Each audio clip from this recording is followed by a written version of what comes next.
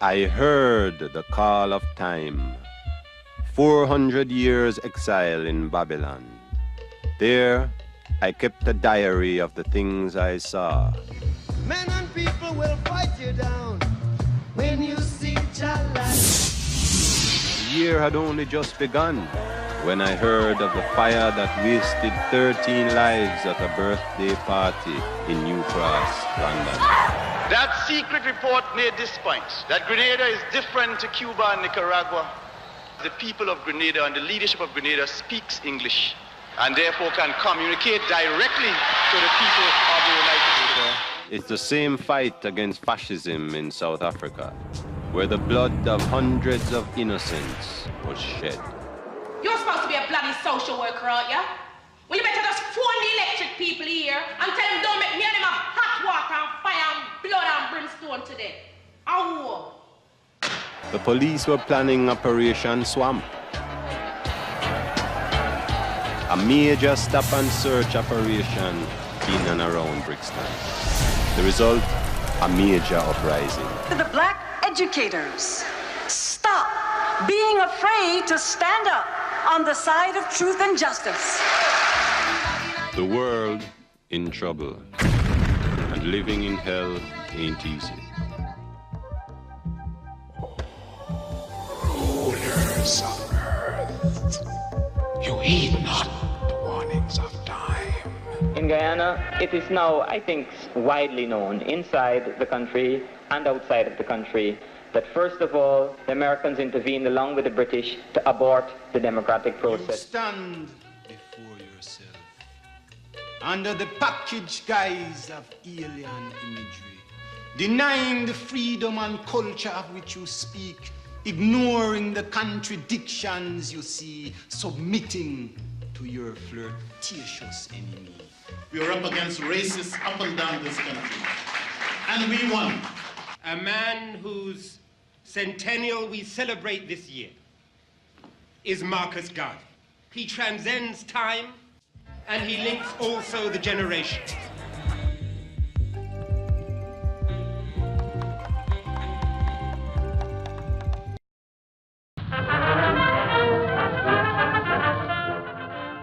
Who knew that James Reese Europe would visit Europe and create a revolution? It was the beginning of African Americans' assertion of a kind of worldwide presence as cultural leaders. So I think that while we weren't saying let's go into it so we'll have a big cultural splash, that's certainly was one of the results. Paris in the 1920s for African Americans is a city unlike any other in the world. It represents freedom, freedom from segregation, but on a broader level, the ability to pursue one's dreams in the broadest sense, and to be accepted for what you are, as a novelist, as a professor, as an artist. Whatever one's path is, that's the primary self-definition, and it's not always the overhanging shadow of race, the obsession in the United States.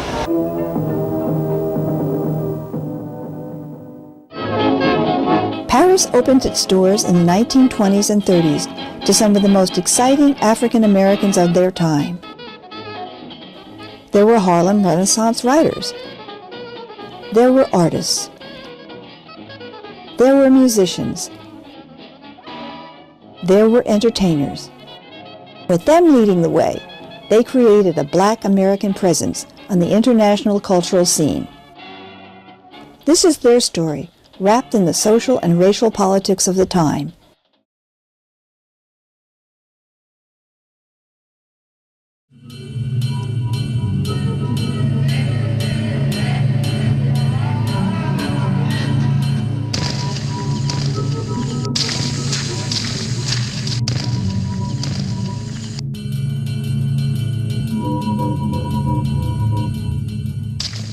Когда это была не Россия, а Союз Советских Социалистических Республик, когда это было мощное тоталитарное государство, то есть тема расизма, естественно, была закрыта, потому что не было такой темы. То есть нет у нас расизма, не может быть расизма в стране. Советов, там не может быть дискриминации в стране Советов. У нас все равны, у нас все хорошо. И поэтому было сложно жить таким людям, что на поверку-то на самом деле в практике они каждый день сталкивались с расизмом, с дискриминацией. Они каждый день сталкивались с тем, что они изгои, что их общество вышвыривает просто из... Но официально этого не существовало. Внешне никто меня за русского человека не считает. Я становлюсь для кого-то русским, когда я говорю с ним, что-то мы делаем, понимаешь? Тогда он говорит, да, это парень русский. Он отличается от меня только цветом кожи и все. А так он вырос, он, понимаешь, всю жизнь здесь. Для меня, что я русский гражданин, так получилось. Так получилось, что я родился в России.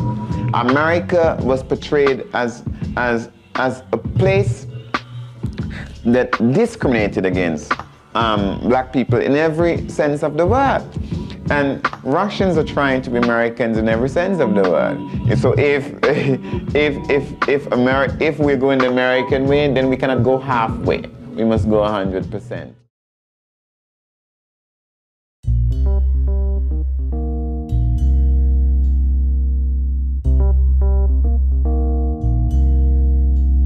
In 1915, over 100 years ago, a black actor appeared for the first time in an Italian movie, Domenico Gailo's film Salammbô. This actor, however, was not acknowledged in the film credits.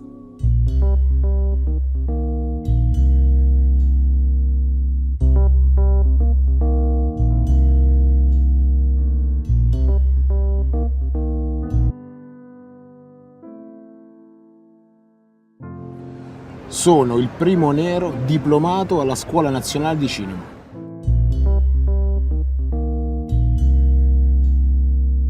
Interpretare un ragazzo che portava la droga nella scuola, mai che portava la felicità, ma sempre il problema. Basta con queste colf, questo insomma è ancora molto provinciale. I ruoli che vengono scritti al cinema, tutti i ruoli di bassa manovalanza. Rosso deve fare per forza il buttafuori. Babysitter o la prostituta. Il fratello della prostituta nigeriana. E il lavavetri. Autista, la guardia del corpo. Terrorista arabo, venditori di tappeti. La mamma di qualcuno africano, brasiliano. E l'immigrato clandestino. Sempre una disgraziata nullatenente, analfabeta e ignorante.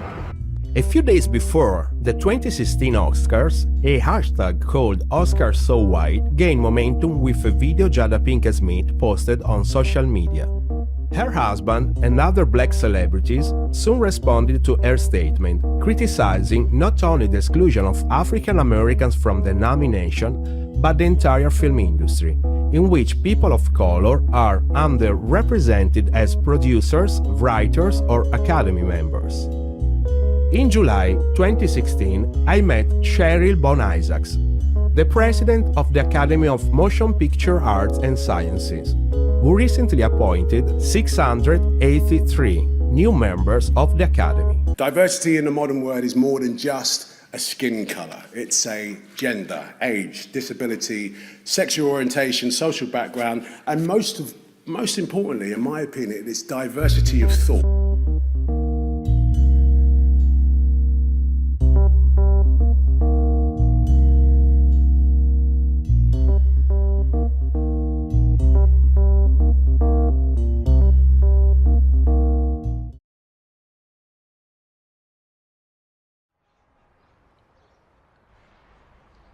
Disseram dia assim, tu és diferente. E a partir de hoje tu tens que sofrer.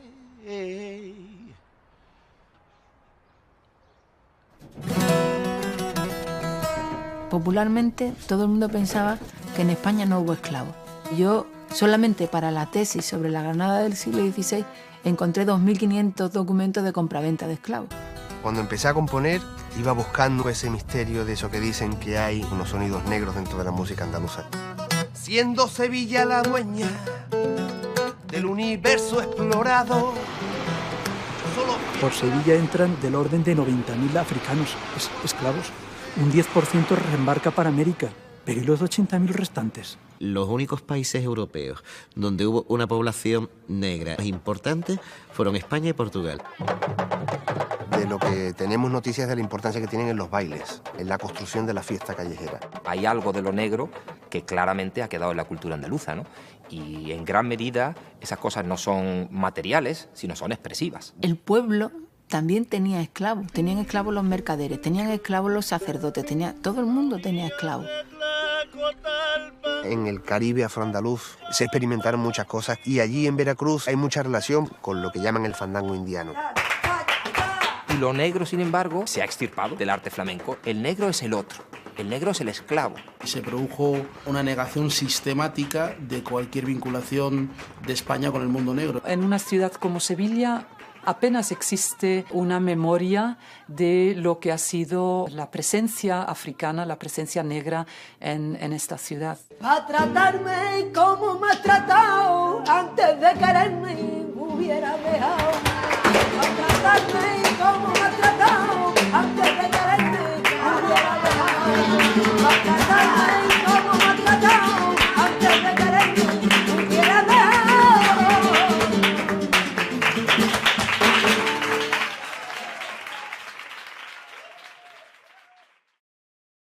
They're black and living in Germany. She's reminded of what that means on a daily basis. DW presenter Jana Paraigas. If you see all these stereotypes about Africa, it hurts you. She traveled across Germany to meet other black people and to hear their stories. You can do something for your country, but you're still the black guy. Afro-Germany.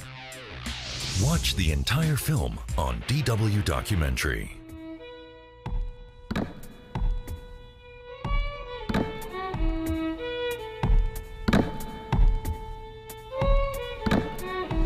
I'm of German ancestry. I'm about the 4th or 5th generation of the Germans that came here in 1834,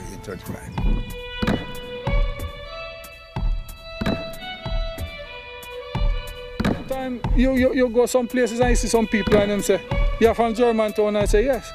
They said, speak some German for us now. I said, "Boss, I don't know nothing." So it's about that. It's really depressing. That's what we should have done from years ago. We should get back in touch with our roots, and then we know our roots. But you know, it's all hidden away.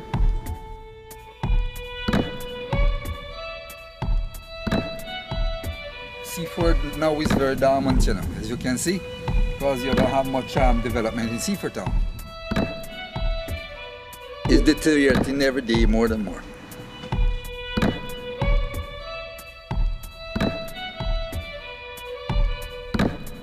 If I could get away, I will stay here. It's changing every day because if you were to go around now to check the fair-skinned people that are now living in Seaford, you could actually check them on one hand because it's the older ones that are here, and we will soon die out.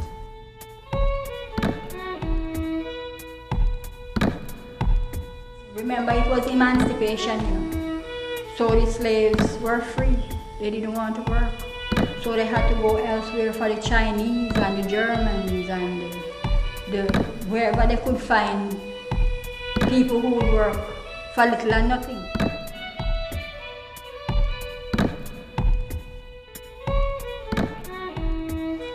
Because right now in Jamaica here, there's nothing much for a person in Jamaica here now.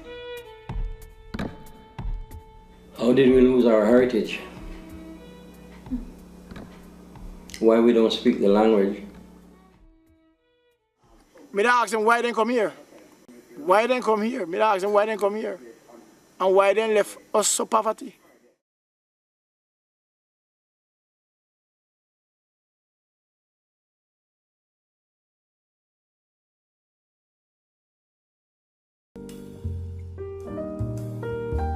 Mon père est né à Gaillac en 1938, dans la même petite maison où ma grand-mère avait passé son enfance.